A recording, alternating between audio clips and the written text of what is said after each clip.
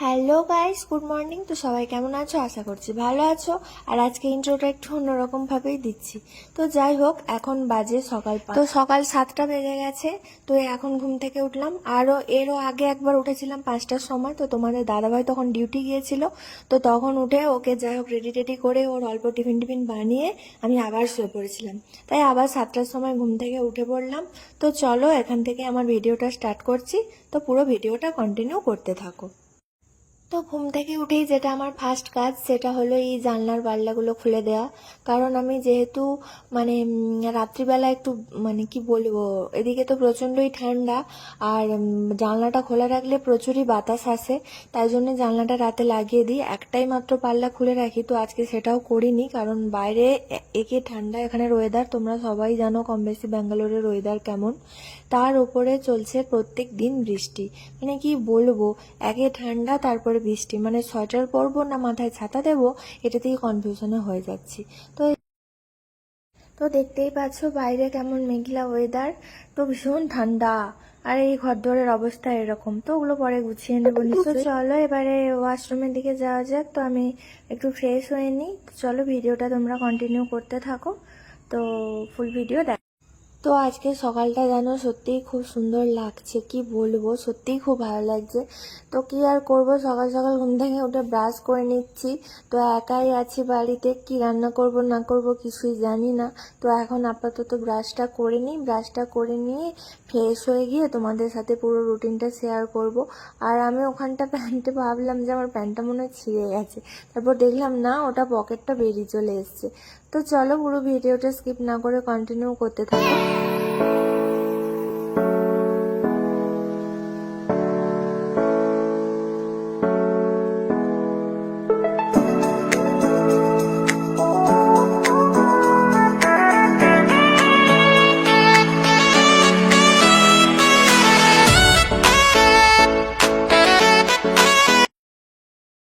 তো গাইজ দেখো, ব্রাশ করার পরে যেটা দেখছি, আমার ক্যামেরাটা উল্টো ধরা হয়ে গেছে। তো তাই ভিডিওটা উল্টে গেছে। তো তোমরা কিছু মনে করো না। তো চলো ভিডিওটা তোমরা দেখতে থাকো। ব্রাশ করে আমি এই যে ফ্রেশ হয়ে চলে এলাম। এরপরে তো চুলের কি অবস্থা, এখানে জল মনে হচ্ছে আমার শ্যুট করছে না। তো যাই হোক, প্রচণ্ড হেয়ার ফল হচ্ছে, সে কি বলার নয়। তো তাই জন্য চুলটা অল্প একটু আঁচড়ে একটু গুছিয়ে নিলাম, কারণ আগেই তো উঠে যাচ্ছে, আর কি করা যাবে। তো চলো এইবারে ফ্রেশ হয়ে নিয়েছি মোটামুটি। তো এইবার হচ্ছে তোমাদেরকে ওপরে ছাদে যাব, কারণ ওপরে আমার কিছু জামা কাপড় ছিল, ওই জামা কাপড়গুলোও নেবো। আর তোমাদেরকে আরো একবার ছাদটা ঘুরিয়ে দেখাবো, আশেপাশে চারিদিকটা।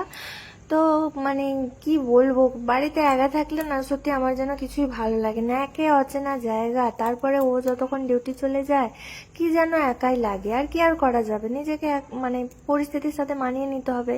আমার জন্য তো আর সে কাজ অফ করে অফিস বন্ধ করে বাড়িতে বসে থাকতে পারে না। তো যাই হোক, বাচ্চা বাচ্চা আবদার করছি, এগুলো ভেবো না কি স্কিপ করে দাও। তো চলো ছাদে যাই। আর জানো তো আজ সকাল থেকে আমার কেমন ছাতিটাও ব্যথা করছে, মনে হচ্ছে ঠান্ডার কারণেই।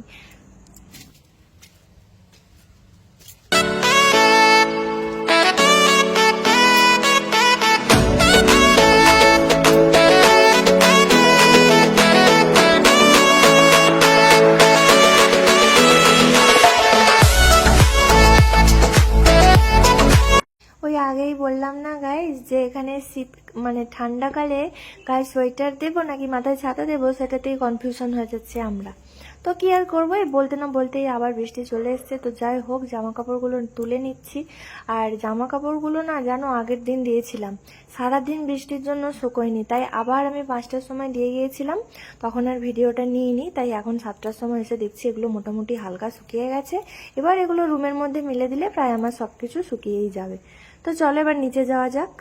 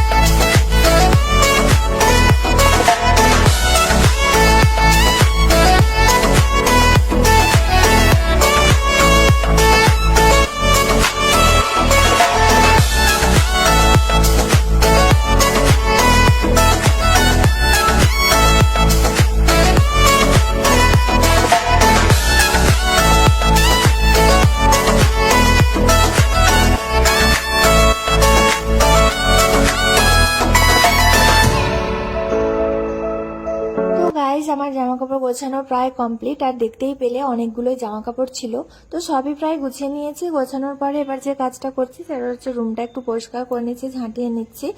কারণ মানে কি বলবো, রুমে ধুলো থাকলে কেমন যেন পায়ে কড়কড় করে, আমার ঠিক ভালো লাগে না। তাই জন্য অল্প একটু শুধু রুমটাই ঝাঁটিয়ে নিচ্ছি। তো পরে পুরো রান্নার শেষে পুরো ঘরটা মুছে নেব আর ভালো করে আরও একবার ঝাঁট দিয়ে নেব। তো এই রুমটা ঝাঁটিয়ে আমি ওই বাইরে বের করে দিলাম।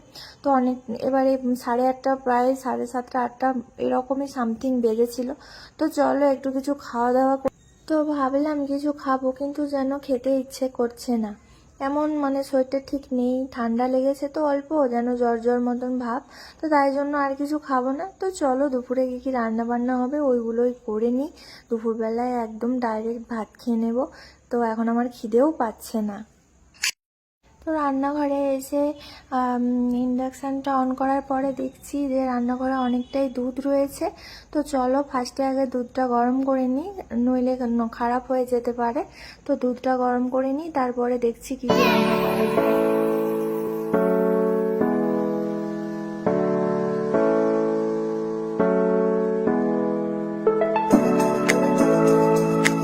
তো এবারে আমি ভাত বসাবো, তাই জন্য চালটা হচ্ছে ধুয়ে নেব।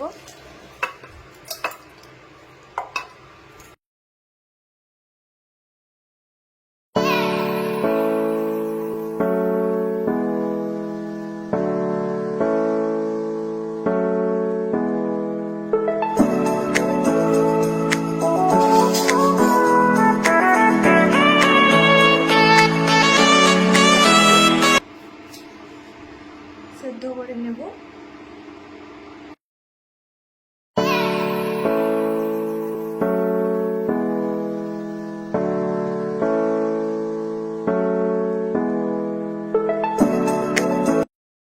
ফ্রেন্ডস একটু ডাল করব, তাই এর মধ্যে একটু ডাল নিয়ে নিয়েছি। তো এতেই ডাল করব, কারণ আমি তো খাবো না, তো ও খাবে, ওর মতোই অল্পই একটু ডাল নিয়ে নিয়েছি। তো চলো ডালটা ধুয়ে নিই।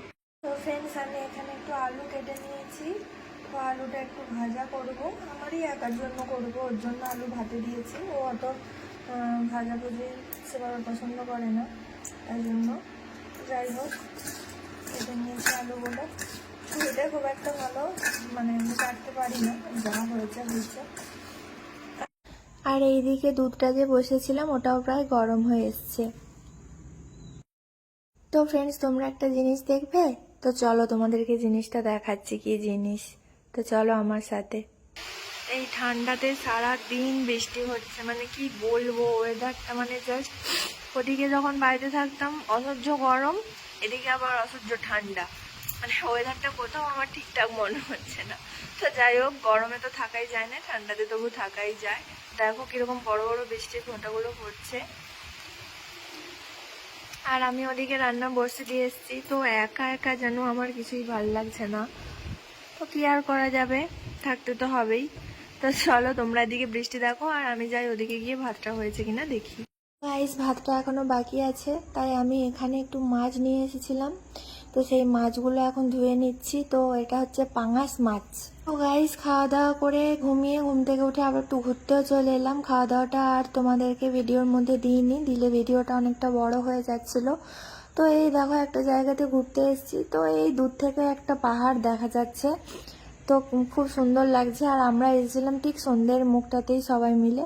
আর কি বলবো, এখানে এসে অনেক ময়ূর দেখেছি, কিন্তু তোমাদের দেখাতে পারিনি, কারণ আমরা অনেকটা দূরে আছি, তাও বুঝতে পেরে যাচ্ছে যে আমরা আসছি বলে। তো কি আর করা যাবে, ওই দেখো ওই যে দূরে ছাগলগুলো চড়ছে, ওই দেখো গাছ থেকে একটা ময়ূর দেখো মানে নিচে নামছে।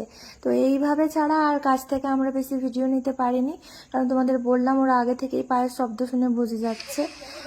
আর এই জায়গাটা দেখো ফাঁকা, খুবই সুন্দর, খুবই মনোরম জায়গাটা। সত্যি এমন কিছু জিনিস থাকে যেগুলো অনেক কিছুর মধ্যেতেও একটু আনন্দ দেয়। আম নেই, তুমি আম বাগানে ঘোরাতে আনছো তো, পাবলিককে গাছই দেখাও এত। যখন আমের সিজন হবে তখন আম দেখাবো। এবছরের মতো আমের সিজন শেষ, আমি একটু লেট করে ব্যাঙ্গালোর চলে এসেছি, তাই আমের সিজন শেষ, পরের বছর দেখাবো আম। একটা আম রয়েছে গাছে নাকি, পারবো এটা দিয়ে? আগে ভিডিও করো তারপর পারবো, সেই সাহস তো। সেই সাহস। বুঝলি? দেখো গাইস, ব্যাঙ্গালোর এসে আম চুরি করা হচ্ছে আমাদের, বাঙালি পুতা আমাদের। বাহ, খুব সুন্দর। দেখা ধরো ধরো। আরেকটা আছে। ধরো, একটা আম পেয়েছি বন্ধুরা, পুরো এত বড় বাগানে ঘুরে একটাই আম পেয়েছি। একটা কেন বলতো, অনেক পেয়েছি। গাইস আম বাগান থেকে ঘুরে এই যে বাড়ি চলে এসেছি, আর বাড়ি এসে বানাচ্ছি চাউমিন। গাছে একটাই আম ছিল, পেরেছিলাম, মানে কি বলবো, ওটাকে এক প্রকার চুরিই বলে, তো তোমরা খারাপ নিও না। তো যাই হোক, আজকে রাত্রে সেভাবে কিছুই খাবো না, তাই ও বললো একটু ভারী কিছু না, চাউমিন খাবো, হালকা কিছু করো।